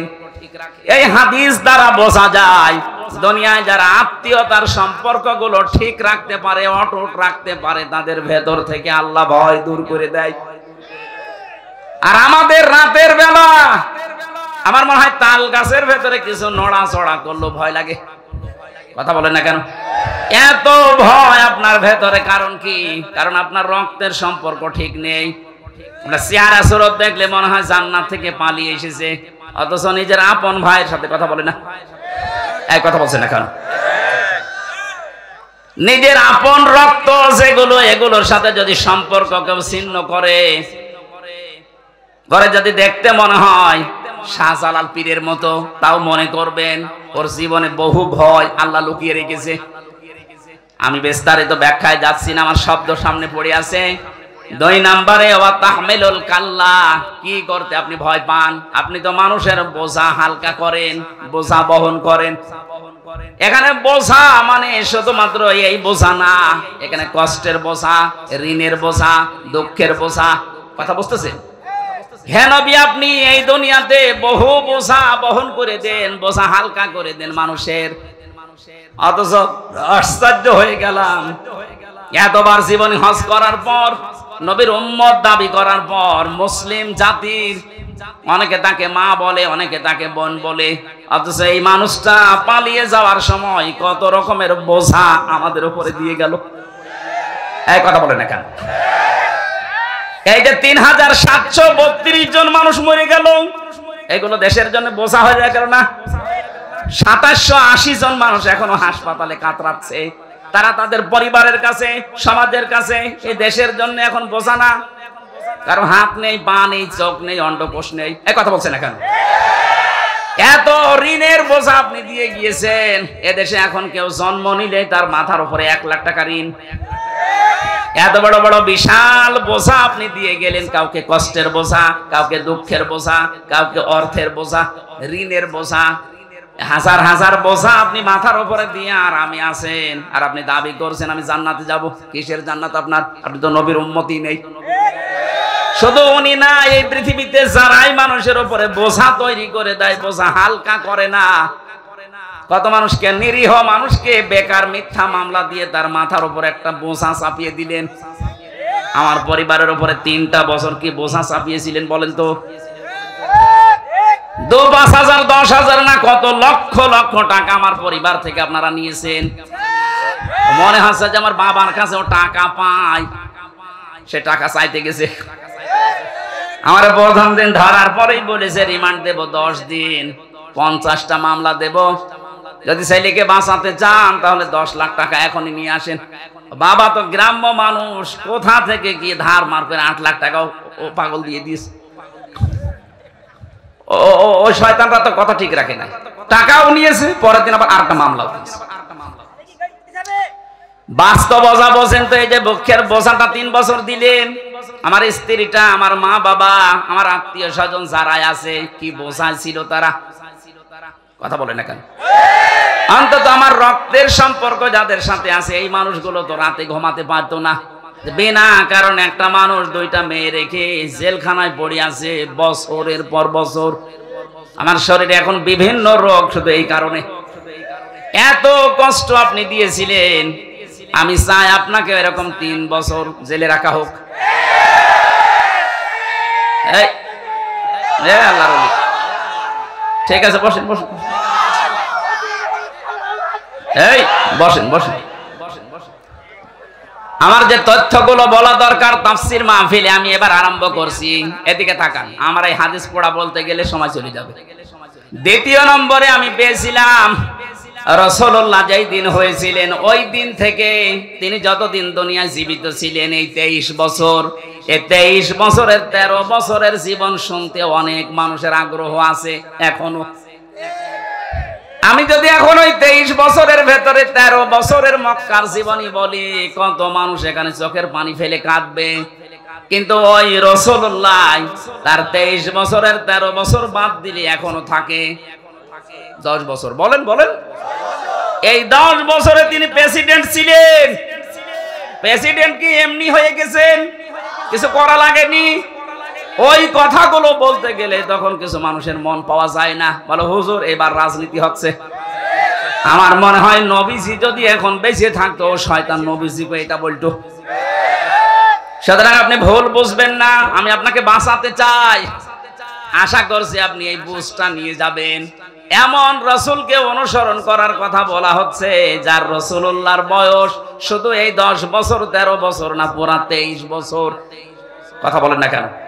তাকে অনুসরণ করা লাগবে কি শুধু 13 বছর? আরো জোরে, কয় বছর? 23 বছর। আগের 23 বছর তিনি হিলফুল ফজল গঠন করার মাধ্যমে কাটিয়েছিলেন। 17 থেকে 40 এই 23 বছর। বাকি 23 বছর কোরআনে কারীম হাতে নিয়ে তিনি এমন বিপ্লব ঘটিয়েছেন, কিয়ামত পর্যন্ত এইরকম বিপ্লব কেউ ঘটাতে পারবে না। জোরে বলেন সুবহানাল্লাহ। বিশ্ব নবী যেমন বলেছিলেন খায়রুল কুরুনি করনি, আমার যুগ শ্রেষ্ঠ যুগ, হয়তো সেরকম সেই শ্রেষ্ঠ যুগ এই পৃথিবীতে আর হবে না, কিন্তু শান্তির যে সমাজ তিনি প্রতিষ্ঠা করেছিলেন ওই নমুনা দেখানো যাবে। যারা হজে যায়, এই যে মাওলানা মহিউদ্দিন, আমার শ্বশুর এবং মাওলানা সুলতান সাহেব যাচ্ছে, ওখানে প্রবেশ করার আগেই দেখবেন একটা আয়াত আমরা পড়ি, অমাং দাখলাহু কানা আমিনা। কোন মানুষ যদি এই কাবা শরীফের এরিয়ার ভেতরে আসে, আল্লাহ বলেন আমি তাকে নিরাপত্তা দিয়ে দেই। এই আয়াতটা কার? আরো জোরে। আমি এই আর কি মারার জন্য পড়ি না, এখানে শিক্ষা আছে। কাবার চত্বরের ভেতরে আসলেই তাকে নিরাপত্তা দেবে কে? আরো জোরে বলেন। কারণ ওই ঘরটা কার? বাংলাদেশ কি কাবা ঘর? বলেন বলেন। তাহলে এখানে কি এখন অরাজকতা চলছে? এই জায়গায় যদি শান্তি স্বস্তি নিরাপত্তার পরিবেশ দিতে হয়, এটা তো কাবা না। কি করবেন আপনি? সূরা নাম 82 নম্বর আয়াতে আল্লাহ দলিল দিয়েছেন 6000 কিলোমিটার দূর এখান থেকে কাবা শরীফ। কাবার ভেতরে ঢুকলে না আপনি নিরাপত্তা পেয়ে যাবেন, বাংলাদেশের 56,000 বর্গ মাইলে আসলে আপনি নিরাপত্তা পাবেন কি করে? আল্লাহ পাক বলেন এই কাজটা করো, উলাইকা লাহুমুল আমনু। এই যে এইভাবে তাফসীরের ভেতরে হাক্কানিতে আছে, আল্লাহ তার নিজের কুদরতি আঙ্গুল যেন এইভাবে দেখিয়েছে। বাংলাদেশ নামক একটা দেশ আছে 257টা দেশের ভেতরে, এর ভেতরে চুয়াডাঙ্গা একটা জেলা আছে, এর ভেতরে জীবননগর থানা আছে, ওথলি একটা গ্রাম আছে। এই বাজারের ময়দানে যারা কোরআন শুনছে, আল্লাহ ঠিক যেন তার হাত এইভাবে দেখাচ্ছে যে উলাইকা, এই মানুষগুলো, উলাইকা লাহুমুল আমনু, এদেরকে আমি নিরাপত্তা দিতে চাই। এরাই নিরাপত্তার হকদার। কারা? এর আগে আল্লাহ কয়েকটা গুণ দিয়েছেন, আল্লাযীনা আমানু ওয়া লাম ইয়ালবিসু ঈমানাহুম বিযুলমিন। পৃথিবীর ময়দানে যারা ঈমান এনেছে, ঈমান আনার পরে তাদের ঈমানের সাথে যারা জুলুমকে মিশ্রণ করে নাই। এখানে জুলুম মানে শিরিক। জুলুম মানে কি?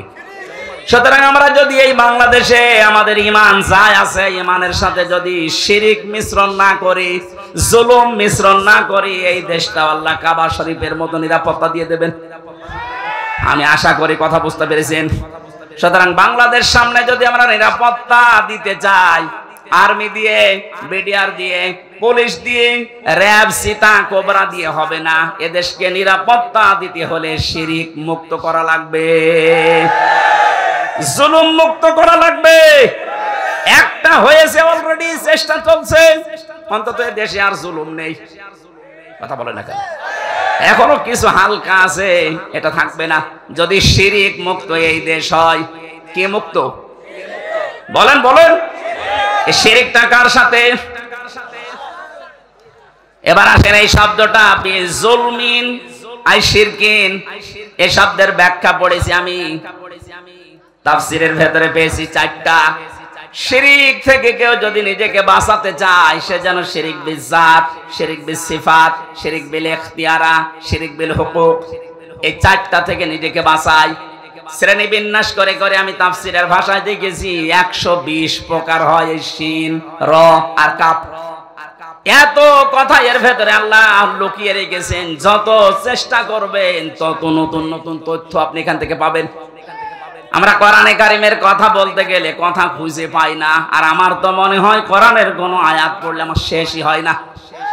আপনি লেখাপড়া করবেন তো পাবেন কোথায়?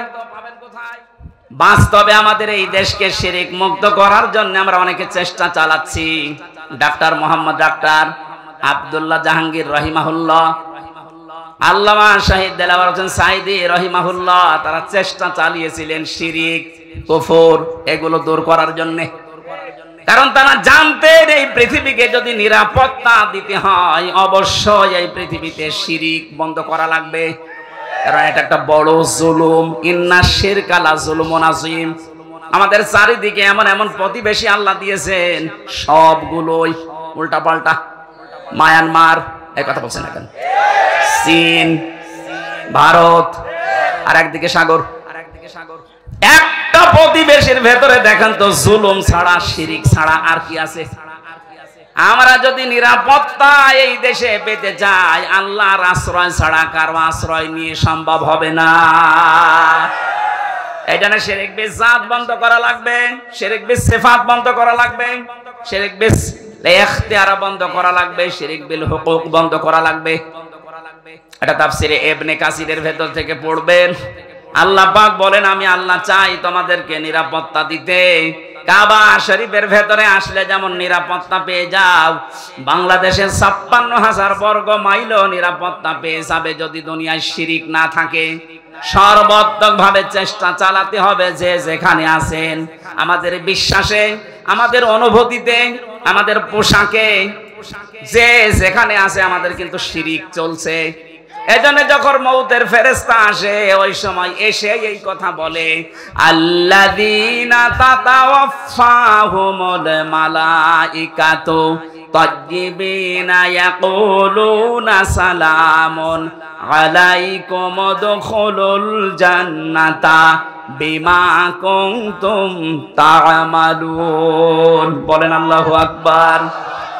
সূরা নাহালের ভেতরে আছে এটা, 14 নম্বর পারা 9 নম্বর পৃষ্ঠা 9 নম্বর লাইনে আছে 32 নম্বর আয়াত।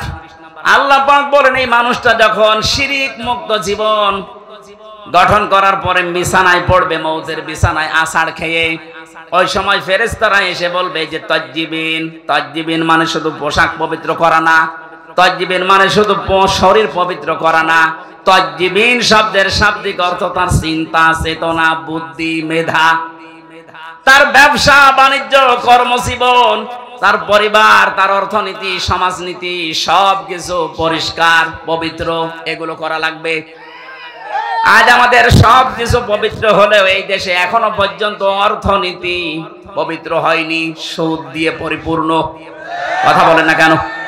যেন ঈমান বাঁচাতে হলে এই দেশে এখনো পর্যন্ত যারা সুদ থেকে মুক্ত হওয়ার জন্য চেষ্টা চালাচ্ছে, আপনি তাদের কাছে যাবেন, আমি নাম বলি না, আপনি নিজের বিবেকের কাছে প্রশ্ন করে দেখবেন, যারা সুদ থেকে মুক্ত হওয়ার চেষ্টা চালাচ্ছে, আপনার এটা ঈমানের দাবি। যদি আপনি না করেন, আপনি কিন্তু বিছানায় পড়ার পরে যখন ফেরেশতার কাছে ধরা খেয়ে যাবেন। তাজ্জিবিনা, যারা নিজেদের পবিত্র চিন্তা, শরীর, পোশাক, ব্যবসা বাণিজ্য, পরিবার, অর্থনীতি, সমাজনীতি, রাজনীতি, ধর্মীয় নীতি যেগুলো আছে সব পরিষ্কার পবিত্র করার চেষ্টা চালাবে, ফেরেশতারা বলবে ইয়াকুলুনা সালামুন আলাইকুম, শান্তি আল্লাহ তোমার বান্দা এর উপরে আমরা বর্ষিত করছি। উদখুলুল জান্নাহ, প্রবেশ করো ওই যে জান্নাত দেখা যাচ্ছে। বিমা কুনতুম তা'মালুন, যে কাজ তোমরা করেছিলে। শিরক মুক্ত জীবন গঠনের জন্য বহু চেষ্টা চালিয়েছিলে সমাজে, পরিবারে, রাষ্ট্রে। আজকে আল্লাহ পাক এই জন্যই তোমাকে এই জান্নাতের দরজা খুলে রেখেছে, প্রবেশ করো। জেলখানায় যাওয়ার পরে আমি এই আয়াতটার বাস্তব উদাহরণ পেয়েছি। আল্লাহ জাহান্নামের কথা পুরা কোরআনে যেখানে দিয়েছেন সেখানে দিয়েছেন জাহান্নামের দরজাগুলো বন্ধ থাকবে, আর জান্নাতের কথা যেখানে দিয়েছেন সেখানে দিয়েছেন জান্নাতের দরজা খোলা থাকবে। আমি দেখেছি জেলখানায় 24 ঘন্টা তালা লাগানো থাকে, মেন গেট। কেউ প্রবেশ করলে তাড়াতাড়ি তালা লাগিয়ে দেয়।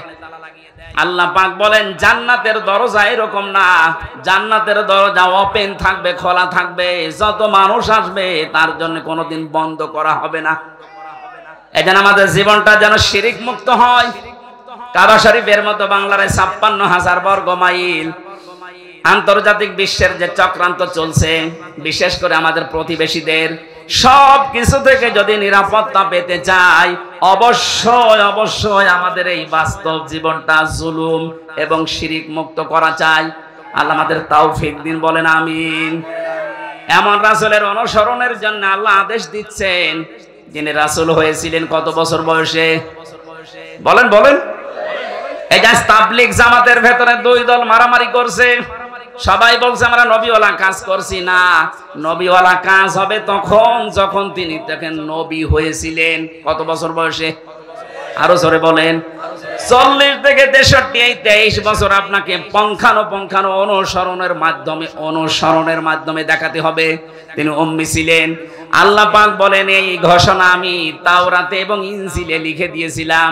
সূরা আলে ইমরান 3 নাম্বার পারা 19 নাম্বার পৃষ্ঠার 8 নাম্বার লাইনে এই তথ্যগুলো আছে। লম্বা হয়ে যাচ্ছে না? না, কিছু মানুষ এই যে ওঠাউঠি করছে।